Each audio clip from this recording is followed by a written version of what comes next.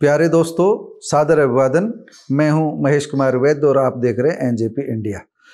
गनीमत है supreme court अभी सुप्रीम बना हुआ है। प्रार्थना करते हैं कि भविष्य में भी सुप्रीम कोर्ट सुप्रीम ही बना रहे, क्योंकि अगर ऐसा नहीं हुआ तो फिर गुजरात की तरह कोई सरकार अपनी सनक में गैंगरेप, हत्या जैसे गंभीर मामलों के अभियुक्तों को भी रिहा कर देगी। यह भाजपा के लिए भी करारा तमाचा है। तमाचा इसलिए भी है क्योंकि सर्वोच्च अदालत ने शर्मिंदा करने वाली टिप्पणी के साथ गुजरात सरकार के रिहाई के फैसले को पलटा है। सुप्रीम कोर्ट के जस्टिस नागरत्ना ने अपने फैसले में कहा है कि जिस कोर्ट में मुकदमा चला था, रिहाई पर फैसले से पहले गुजरात सरकार को उस कोर्ट की राय लेनी चाहिए थी। जिस राज्य में आरोपियों को सजा मिली, जिस राज्य में अपराधियों को सजा मिली, उसे ही रिहाई पर फैसला लेना चाहिए था। बिल्किस के अभियुक्तों को सजा महाराष्ट्र में मिली थी। सुप्रीम कोर्ट ने इसी आधार पर रिहाई का आदेश निरस्त किया है।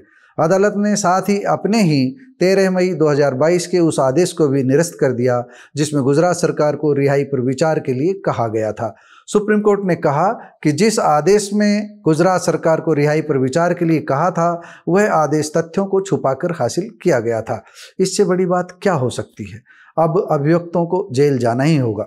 हमारे विचार से तब 11 दोषियों को रिहा करना गुजरात सरकार की उदारता नहीं थी, बल्कि यह कट्टरता को इनाम देना था। तभी तो गंभीर मामलों के अभियुक्तों का जेल से रिहाई पर मालाओं से स्वागत किया गया था। स्वागत करने वाले कौन थे, ये बात सब जानते हैं, दुनिया जानती है।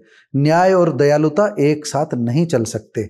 राम भक्त ऐसा नहीं कर सकते। क्या यह सवाल नहीं उठ खड़ा हुआ था कि हिंदुत्व के नाम पर गैंगरेप तक के अभियुक्तों की सजा इसलिए माफ कर दी गई क्योंकि पीड़ित पक्ष मुसलमान था? हमारा हिंदुत्व इस तरह की दरिंदगी की इजाजत नहीं देता।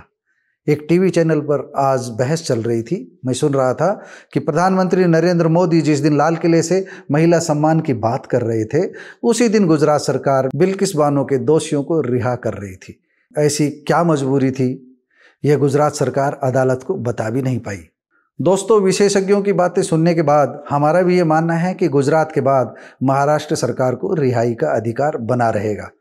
लेकिन सुप्रीम कोर्ट के आज के फैसले के बाद महाराष्ट्र सरकार शायद ही इन लोगों की सजा माफ़ी की इतनी जल्दबाजी दिखा पाए। यहाँ पर मैं ये बताना चाहूँगा कि मार्क्सवादी कम्युनिस्ट पार्टी के नेता सुभाषिनी अली सहित कुछ अन्य लोगों ने इस मामले में जनहित याचिकाएं दायर करके सजा में छूट देने के गुजरात सरकार के फैसले को चुनौती दी थी। बिल्किस बानो सामूहिक दुष्कर्म मामले और इससे संबद्ध 2002 के गुजरात दंगों के दौरान उनके परिवार के 7 सदस्यों की हत्या के 11 दोषियों की सजा में छूट को चुनौती देने संबंधी याचिकाओं पर ही सुप्रीम कोर्ट ने सोमवार को यह महत्वपूर्ण फैसला सुनाया है। यहाँ मैं यह भी बताना चाहूँगा, बिल्किस बानो सामूहिक हत्याकांड में जिन लोगों की हत्या हुई थी उनमें बिल्किस की 3 वर्ष की बेटी भी थी और घटना के समय बिल्किस खुद भी 5 माह की गर्भवती थी। न्यायमूर्ति बीवी नागरत्ना और न्यायमूर्ति उज्ज्वल भुइयां की पीठ ने 11 दिन की सुनवाई के बाद बीते वर्ष 12 अक्टूबर को अपना फैसला सुरक्षित रख लिया था। फैसला सुरक्षित रखते हुए केंद्र और गुजरात सरकार को 16 अक्टूबर तक 11 दोषियों की सजा में छूट संबंधी मूल रिकॉर्ड जमा कराने के निर्देश दिए थे। दैनिक जागरण की एक रिपोर्ट के अनुसार अदालत ने पिछले साल सितंबर में मामले की सुनवाई करते हुए यह भी पूछा था कि क्या दोषियों को माफ़ी मांगने का मौलिक अधिकार है। सुप्रीम कोर्ट ने इससे पहले की सुनवाई के दौरान गुजरात सरकार से यह भी कहा था कि राज्य सरकारों को दोषियों को सजा में छूट देने के मामले में चयनात्मक रवैया नहीं अपनाना चाहिए। चयनात्मक को हम शुद्ध देसी अंदाज में कहें तो सर्वोच्च अदालत ने कहा था कि राज्य सरकारों को मुंह देखकर टीका नहीं करना चाहिए, टीका नहीं निकालना चाहिए।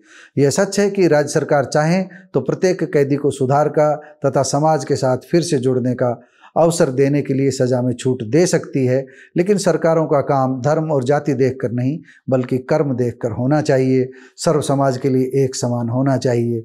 यह बात ठीक है कि निचली अदालतों से दोष सिद्ध होने के बाद सभी 11 अभियुक्त 14 वर्ष से अधिक का समय जेल में बिता चुके थे, परंतु रिहाई के समय इनके चेहरों पर पश्चाताप नहीं बल्कि जो किया वह अच्छा किया जैसे भाव थे। इनकी रिहाई एक जश्न की तरह थी। न्याय होना ही नहीं चाहिए, होता हुआ दिखना भी चाहिए। बिल्किस के मामले में ऐसा नहीं हुआ था। सुप्रीम कोर्ट के आज के फैसले से न्याय होता हुआ दिख रहा है। धन्यवाद।